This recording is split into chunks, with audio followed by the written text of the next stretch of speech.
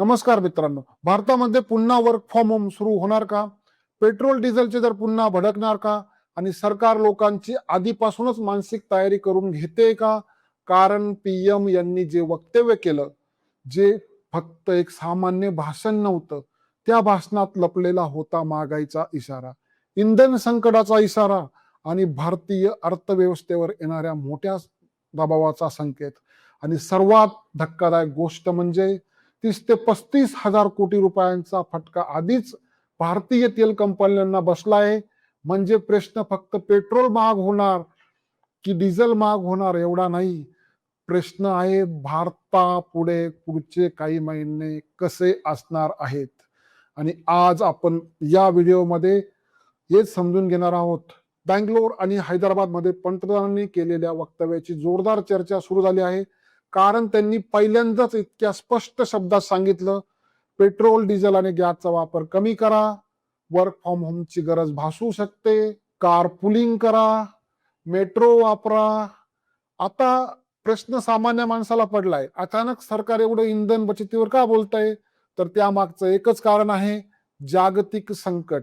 पश्चिम आशियामध्ये सुरू असलेला संघर्ष पुरवठा साखळीतील सगळ्यात मोठा अडथळा आहे. क्रूड ऑइलच्या वाढलेल्या किमती, त्याचा होणारा थेट परिणाम भारतावर कसा होतो? भारत स्वतःच्या गरजेचं जवळपास 80 ते 85% क्रूड ऑइल परदेशातून आयात करते.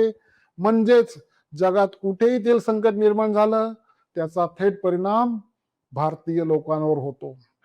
पंतप्रधानांनी आज जे सांगितलं ते फक्त भाषण नव्हतं, ती एक मोठ्या आर्थिक वास्तव्याची सुरुवात आहे. ते म्हणाले, कोविड काळात जसं पुरवठा साखळीचं संकट निर्माण झालं होतं ना, तसंच संकट आता पुन्हा निर्माण होत आहे, होऊ शकतं नाही आहे. आणि इथेच सगळ्यात मोठा संकेत लपला आहे. कारण सरकार थेट दरवाढ होणार असं कधीच सांगत नाही, पण लोकांना आधी मानसिक तयारी करून घेतली जाते. आणि आज तेच झालं.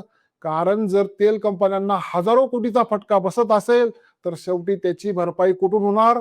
सोपं उत्तर आहे, जनतेच्या खिशातून. म्हणूनच आता पेट्रोल आणि डिझेलची दरवाढ जवळपास अटळ मानली जाते. आता येथे एक मोठा प्रश्न निर्माण होतो. 2014 पासून सतत सरकार सांगतं की स्वतः ऊर्जा निर्माण करा, सोलर वापरा, किंवा आपण पेट्रोलचा वापर कमी करा, इलेक्ट्रिक कार वापरा. अशा पद्धतीने बहुतेक डिस्काउंट दिले जातात तुम्हाला आणि बहुतेक स्कीम पण तुम्ही ऐकल्या असतील. मग आजही भारत एवढा अवलंबून का आहे? इथेनॉल ब्लेंडिंग अजून पूर्ण वेगात का गेली नाही? ईव्ही इन्फ्रास्ट्रक्चर इतक्या वर्षात मोठ्या प्रमाणात का उभं राहिलं नाही? सोलर विंड एनर्जी मध्ये आपण चीन सारखी झेप का घेतली नाही? कारण सत्य एकच आहे, भारत अजूनही ट्रॅडिशनल फ्युएल इकॉनॉमीवर मोठ्या प्रमाणात अवलंबून आहे. दुसरीकडे चीनने काय केलं? त्यांनी अगोदरच तयारी केली. चीनमध्ये इलेक्ट्रिक वाहनांचा वापर प्रचंड वाढला गेलाय. तेलाचा मोठा साठा ते रिझर्व्ह ठेवता. ऊर्जेचे पर्यायी स्रोत अग्रेसिव्हली वापरले गेले. अमेरिकाकडे तेलाचे साठे स्वतःकडे आहे त्यांच्याकडे. रशियाकडे तेलाचे स्वतःचे साठे आहे. मिडल ईस्टकडे तेल आहे. पण भारत अजूनही आयातीवर अवलंबून आहे. म्हणूनच जागतिक संकटाचा सर्वात मोठा फटका विकसनशील भारतावर बसला आहे आणि त्याचा परिणाम आपल्या अर्थव्यवस्थेवर बसणार आहे आणि आपल्या खिशावर पण बसणार आहे. आता याचा परिणाम फक्त पेट्रोल पंपावर होणार नाही, तो तुमच्या रोजच्या आयुष्यावर होणार आहे. उदाहरण जर बघितलं आपण, डिझेल मागलं तर काय मागतं? ट्रान्सपोर्ट मागतं. ट्रान्सपोर्ट मागले तर माल वाहतूक मागते, भाज्या मागतात, सिमेंट मागतं, स्टील मागतं, बांधकाम मागतं, उद्योगांचा खर्च मागतो. म्हणजे शेवटी महागाई प्रत्येक घरात शिरते. आणि आधीच अनेक क्षेत्रामध्ये स्लो डाऊन दिसतोय आणि काही ठिकाणी कामगार परत गावाकडे गेलेत. उद्योगांना वेळेवर पुरवठा मिळत नाहीये. पेमेंट सायकल डिस्टर्ब झाली आहे आणि एक संकट दुसरं संकट तयार करतं.